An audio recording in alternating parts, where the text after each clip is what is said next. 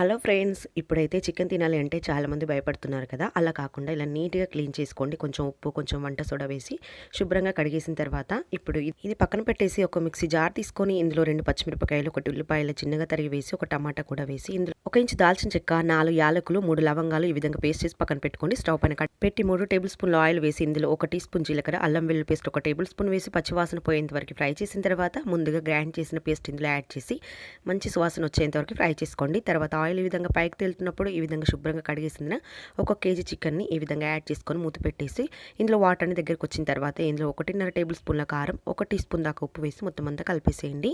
మీరు టేస్ట్ చూసుకొని ఉప్పు కారం అడ్జస్ట్ చేసుకోండి. ఇప్పుడు ఇందులో చికెన్ మునిగేంత వరకు వాటర్ పోసి ఇది పూర్తిగా దగ్గరికి వచ్చేంత వరకు మూత పెట్టేసి ఒక 10 నిమిషాలు ఉడికించుకోండి. ఇలా ఒక 10 నిమిషాలకి పూర్తిగా దగ్గరకు వచ్చేస్తుంది. ఇందులో ఒక హాఫ్ టీ స్పూన్ దాకా ధనియాల పొడి, కొంచెం గరం మసాలా వేసి ఇందులో స్ప్రింగ్ ఆనియన్స్ అలాగే కొత్తిమీర వేస్తే లాస్ట్ చికెన్ కర్రీ రెడీ. మనం ఎంతో పెద్దదైన కరోనానే ఎదిరించాము. ఇది చిన్నదండి, అంత భయపడాల్సిన అవసరం లేదు. Thanks for watching.